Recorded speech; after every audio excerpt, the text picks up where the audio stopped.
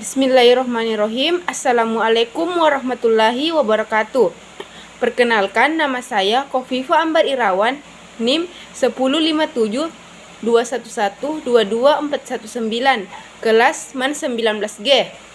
Baik, pada kesempatan ini saya akan membahas mengenai metode proyeksi kualitatif tentang gabungan tenaga penjualan dan studi case yang akan saya kaitkan di dalamnya. Baiklah, saya akan menjelaskan tentang gabungan tenaga penjualan yang terbagi menjadi 5, yaitu 1. Pendekatan akar rumput.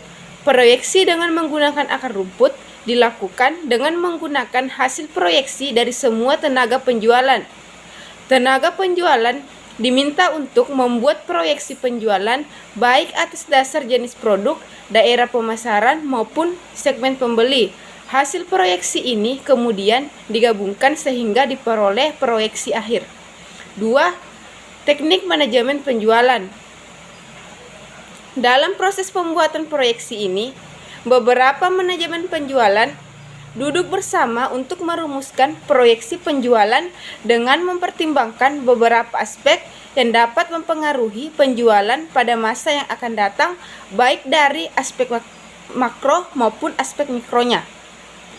3. Pendekatan distributor. Seringkali perusahaan tidak memasarkan sendiri produknya, tetapi melalui distributor independen sehingga perusahaan tidak memiliki kontak langsung dengan konsumen akhir. Padahal titik awal proses proyeksi didasarkan pada informasi yang diperoleh dari konsumen akhir. 4. Proyeksi berdasarkan riset pasar. Proyeksi dengan menggunakan metode ini didasarkan pada riset pasar yang memadai. 5. Penilaian probabilitas individual. Proyeksi dengan penilaian probabilitas dilakukan dengan menentukan besarnya probabilitas untuk setiap kegiatan. Contoh kasus yang saya kaitkan, misalnya di Kabupaten Luwu terdapat 2 tenaga penjualan, misalnya A dan B, yang masing-masing menjual produk yang sama, yaitu kue gambung. Kemudian tenaga penjualan A misalnya memproyeksikan penjualan di masa yang akan datang sebesar 600 kue gambung, dan tenaga kerja B memproyeksikan penjualan di masa yang akan datang sebesar 400 kue gambung. Di samping itu, tenaga penjualan di Kabupaten Luwu Timur, Masambah, dan Palopo juga membuat proyeksi penjualan. Hasil proyeksi penjualan dari keempat kabupaten itu dijumlahkan sehingga diperoleh proyeksi penjualan untuk seluruh kue gambung. Jika produksi penjualan kue gambung dijumlahkan, maka akan diperoleh proyeksi penjualan provinsi dan seterusnya, sehingga diperoleh total proyeksi penjualan secara menyeluruh. Kemudian proses ini dilanjutkan. Proses proyeksi diserahkan kepada pihak yang dipandang memiliki pengetahuan pasar dan pengetahuan makro. Dalam proses ini, beberapa manajemen penjualan duduk bersama untuk merumuskan proyek penjualan kue gambung dengan mempertimbangkan beberapa aspek yang dapat mempengaruhi penjualan pada masa yang akan datang, baik dari aspek makro maupun aspek mikronya, dan hasilnya diperoleh dari konsumen akhir.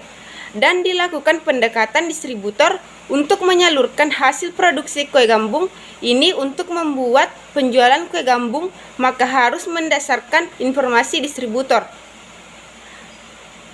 Dan produk kue gambung ini dipasarkan berdasarkan riset pasar yang dianalisis oleh orang-orang yang dipandang memiliki keahlian untuk merumuskan nilai proyeksi dengan menggunakan teknik sampling.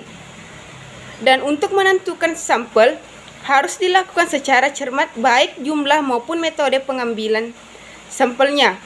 Hal ini dimaksudkan agar informasi yang diperoleh benar-benar mampu menggambarkan keadaan populasi sehingga dapat memberikan hasil proyeksi yang optimal.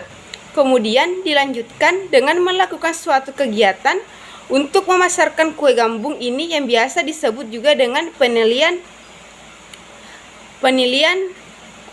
probabilitas individual, di mana mereka memasarkan kue gambung ini dan meramalkan berapa dange yang harus dibuat berdasarkan tingkat keramaian. Kesimpulannya adalah gabungan tenaga penjualan ini semacam peramalan yang dilakukan dengan memanfaatkan tenaga penjual dengan para konsumen agar mendapatkan hasil yang baik.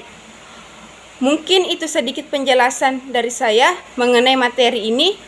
Kurang lebihnya mohon dimaafkan. Billahi fisabilil haq, fastabiqul khairat. Wassalamualaikum warahmatullahi wabarakatuh.